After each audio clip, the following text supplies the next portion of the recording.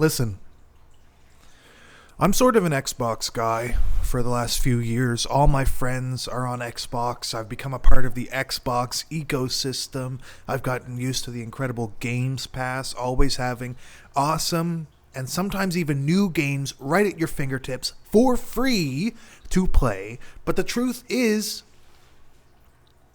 I want to be excited for the Xbox Series X, but I can't. Why should I be? Of course, yesterday we watched the showcase for the PlayStation 5, and I was blown away. I was so excited for what's coming from Sony's sleeve, and when it comes to Xbox and the Xbox Series X, there's nothing. There's no reason for me to get it. And it's as simple as that. I want to get the Xbox, but I'm not going to have anything to play. Now, where I'm coming from in this console generation, I started off on launch, I got the PlayStation 4. Loved it, played exclusives, love Uncharted. I loved the recent exclusive release Spider-Man. I've always been on board with Sony for exclusives. But down the line, they stopped being exciting for me. And I switched to Xbox. I got an Xbox One X, and then I got rid of my PlayStation 4. I gave it to my little sister so that she could play Fortnite. But I just fell in love with the Xbox ecosystem. The online is unmatchable. The ecosystem, there's a lot of dude bros on there, but at the same time, it's super fun. It's super exciting to use, and it really does get you connected with the community. And then, of course, I got a Nintendo Switch. I wanted to join the Nintendo side of the console war, so I purchased a Nintendo Switch. I played Super Mario Odyssey. However, then my Switch crapped out on me. Broke completely. And that really turned me off of Nintendo. Something that just stops working. It's out of warranty. There's nothing anybody can do. Well, count me out of that. I got to play one game on it, and I didn't even complete that. But anyway, I'm kind of digressing from the whole point of this video. I just want to say, after yesterday, I know exactly what console I'm getting this generation first at launch, and it has to be the Sony PlayStation 5.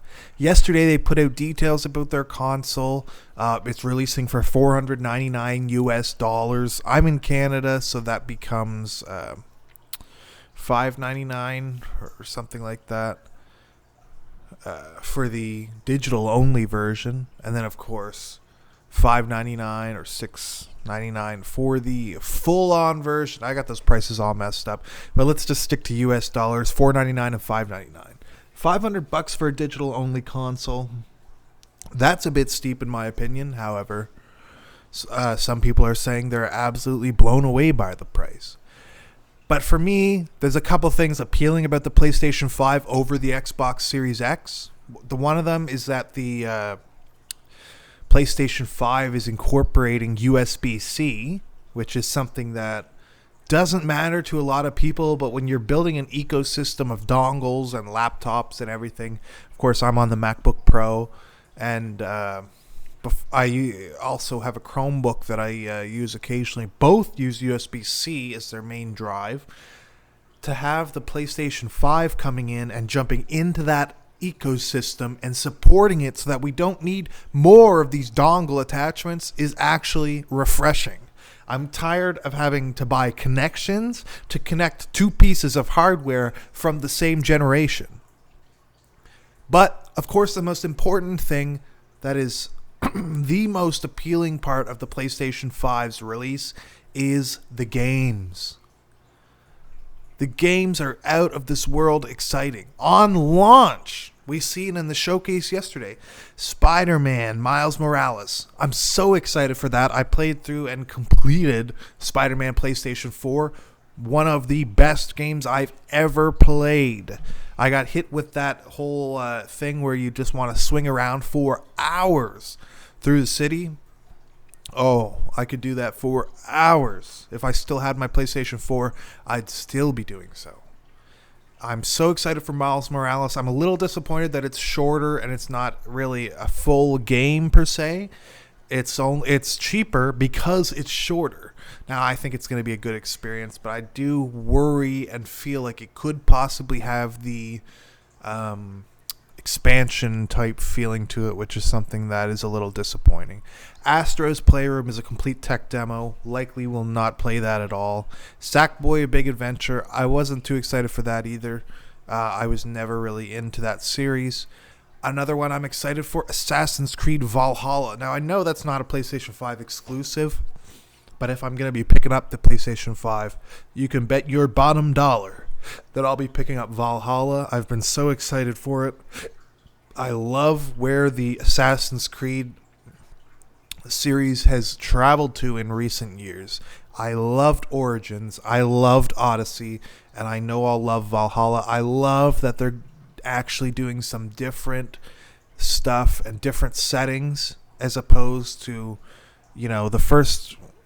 the games were always different. They were always in different settings, but they always had that same Assassin's Creed feel. These last games have been different, and they've been so fun. So I'm so excited for Valhalla. Demon Souls.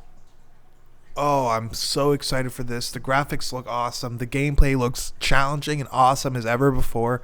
I will definitely be picking this up with the PlayStation 5, with Spider-Man, possibly Valhalla if I feel like dropping a band on all this.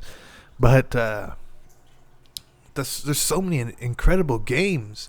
Dirt 5, Watch Dogs Legion, Bugsnax, COD, Black Ops, Cold War. I'm not big into COD these days. I used to be more into it. However, it's just, if I do pick this up, it'll be for the campaign. I cannot do COD online anymore.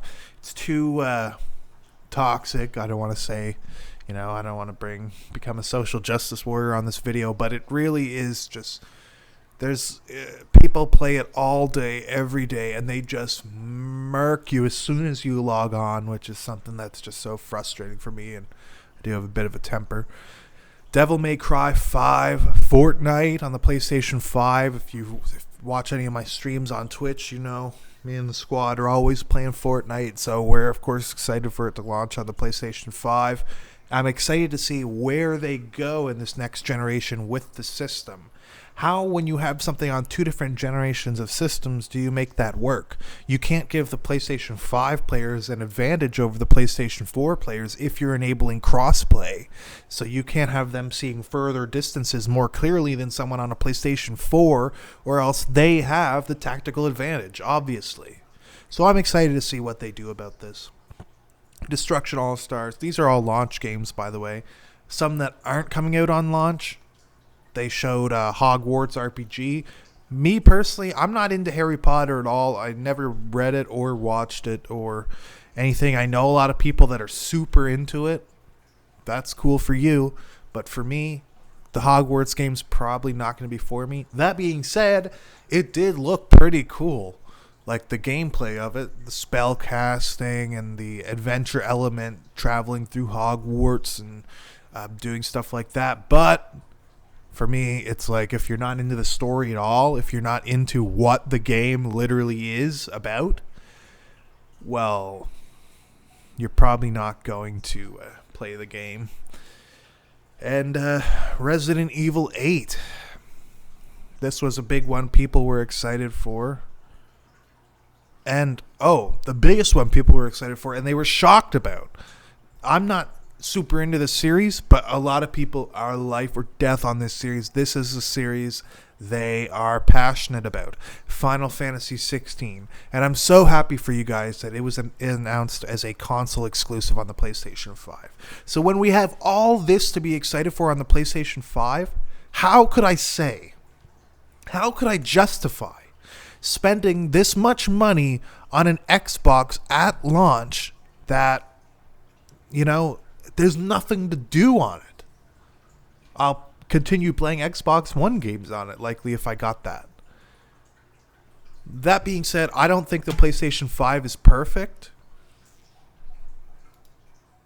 I think they need to work on the price in the years to come. I mean, look, $599 isn't too bad for the full console with physical media.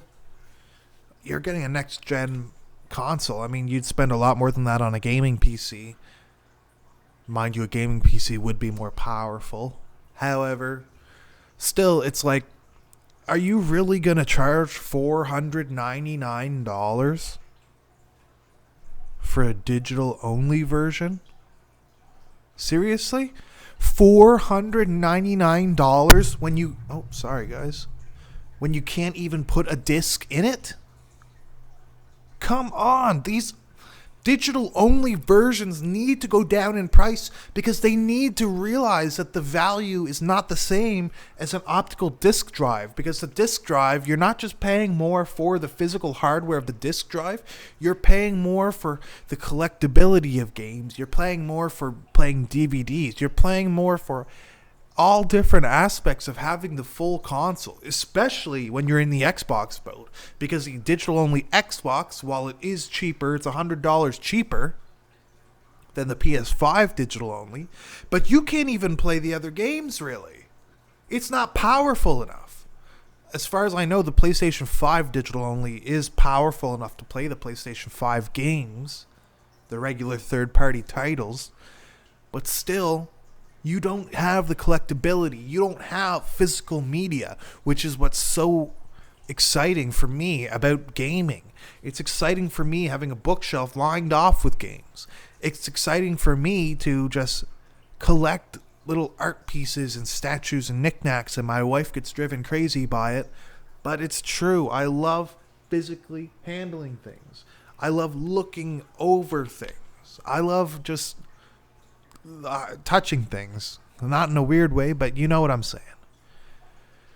Another thing that they could improve on the PlayStation 5, mind you, I'm totally getting it. I'm not really complaining, but I'm just saying things I'd like to see happen. Their PlayStation Plus or PlayStation Now or whatever they have, I'm not in the PlayStation ecosystem right now, but I'm excited to get back into it.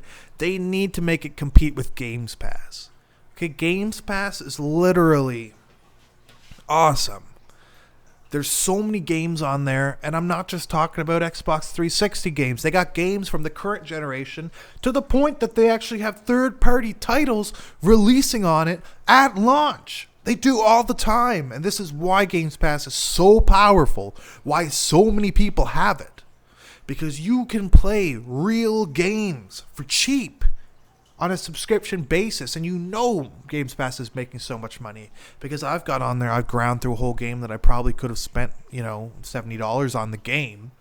But what about the last 6 months that I haven't played any games on Games Pass, and I've been paying for it every month? That's the value in Games Pass, that little recurring credit card bill that pops off people's credit cards, slips by, and they don't notice it. I know that happens to me, folks. So... PlayStation needs to get in that boat and make it work with their ecosystem.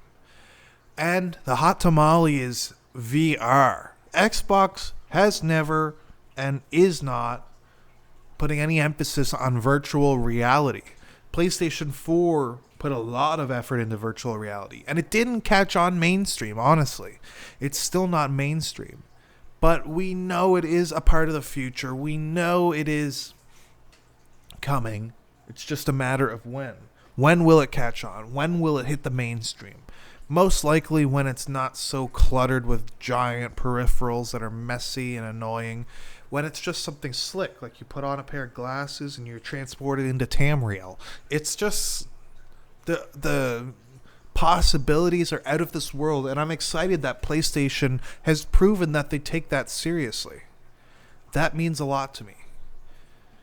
So I've decided, for me, this next generation, it's got to be the PlayStation 5. I'll likely end up getting both of them eventually. But honestly, I might get the PlayStation 5 full version and the Xbox digital only. Because for my purposes, Xbox doesn't have any exclusives that I want to play. There's one, honestly, there's one. Flight Simulator. The Xbox Flight Simulator I want to play so bad. It's not out yet on console. When it is, I feel it will be on the Xbox Series 1 or Series X, sorry. So that's kind of why I'm thinking I'm going to need an Xbox too. But I don't know. We'll figure this out as time gets closer. This is Prof Brady. You want to game with me? Add me on Xbox Live, Prof Brady. We're always cranking Fortnite on this channel. So if you play Fortnite, Prof Brady, add it up. And subscribe to this YouTube channel. I'm going to be doing videos, a bunch of videos in the near future, which I'm really excited for. I just lost a channel with 1,000 subscribers, so I'm trying to build my way from the bottom up. You guys can help me out, make that faster. It'll be lit. Things will be getting better as I get moving along. We'll have a lot more content for you. Prof Brady, signing off.